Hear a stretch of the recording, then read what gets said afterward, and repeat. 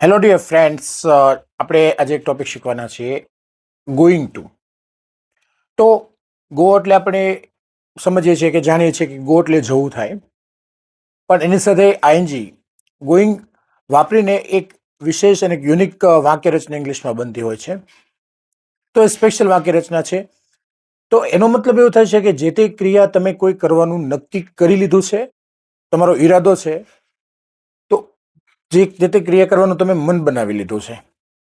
આનો ખૂબ જ જેટલો આપણે ટેન્સીસનો પણ ઉપયોગ છે, કાળનો અલગ અલગ એટલો આનો ઉપયોગ છે સ્પીકિંગમાં અને ઇંગ્લિશ લેંગ્વેજમાં પણ. તો આપણે ખાસ જોઈએ, આ ખાસ શીખવી જરૂર છે ઇંગ્લિશ શીખતા સ્ટુડન્ટ્સ માટે. તો વાક્ય રચના તો બહુ સિમ્પલ છે કે આઈ સાથે આપણે એમ યુઝ કરીશું, વી યુ ધે સાથે બહુવચન સાથે આરનો યુઝ કરીએ છીએ, હી શી ઇટ કે એક વચન હોય તો ઇઝ કરીએ છીએ. ખાસ યાદ રાખો કે ગોઈંગ ટુ નો મતલબ અહીંયા ગોઈંગ જે છે જવું થતો નથી, પ્લસ ક્રિયાપદનું V1 જ આવશે. તો 4-5 એક્ઝામ્પલ્સથી જ વધારે પેલું સ્પષ્ટ થશે. હું મારા મિત્રને મળવાનો છું. અહીંયા એવું કહેવામાં આવ્યું નથી કે હું મારા મિત્રને મળીશ. તો એમાં તમારે ભવિષ્યનો એક જે છે એક ટોન આવશે કે તમે ભવિષ્ય વિશે કશું કહેવા માંગો છો. આમાં એવો તમારો ભાવ જે રહેલો છે કહેવાનો કે હું મારા મિત્રને મળવાનો છું, એટલે કે મળવાની ક્રિયા જે છે એ મારે કરવાની છે, મેં નક્કી કરી લીધું છે. I am going two C અથવા meet. I am going to meet my friend. તું 4 અલગ અલગ પ્રોજેક્ટ્સ બનાવવાનો છું. તો પ્રોજેક્ટ્સ તું જે બનાવવાનો છો એ તમે નક્કી કરી લીધું છે, તમે મન બનાવી લીધું છે. You are going to make for different projects. આપણે રચના થઈ. તે 4 પુસ્તકો લાઇબ્રેરીમાંથી લાવવાનો છે, એટલે કે લાઇબ્રેરીમાંથી જે લાવવાની ક્રિયા જે છે એ એને નક્કી કરી લીધી છે. He is going to bring 4 books from the library. હજી 1-2 એક્ઝામ્પલથી વધારે ક્લિયર કરીએ. તેણીનું હોમવર્ક 2 કલાકમાં પૂરું કરવાની છે. તો પૂરું કરવાની જે ક્રિયા જે છે એને મનોમન નક્કી કરી લીધી છે.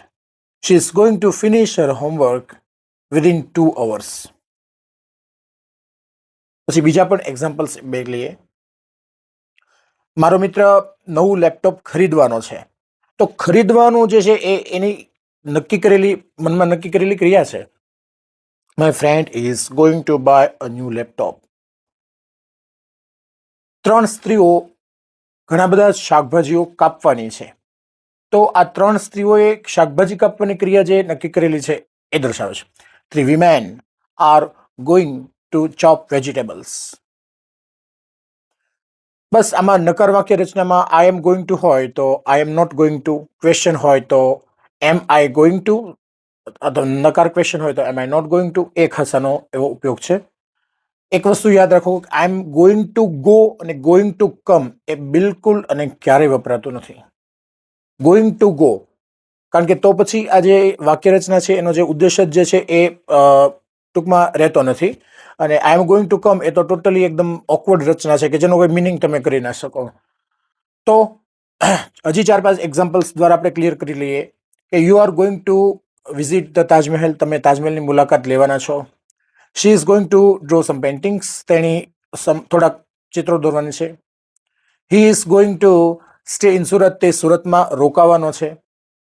I am going to make many videos. હું ઘણા વિડીયોઝ બનાવવાનો છું. તો આના માટે સ્પેશિયલ જે વાક્ય રચના જે છે એ છે ગોઈંગ ટુની વાક્ય રચના. ખાસ આમનો ડેલી યુઝ કરો, રાઇટિંગ કરો અને સ્પેશિયલી સ્પીકિંગ કરો ખાસ, જેથી કરીને તમારું જે ઇંગ્લિશ જે છે એ ધીમે ધીમે તમે ફ્લુઅન્ટ થતું જાય એવું તમે ફીલ કરશો.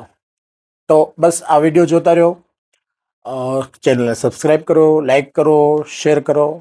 સ્માર્ટ સ્પોકન ઇંગ્લિશમાંથી with Nikunj Goti. Thank you so much.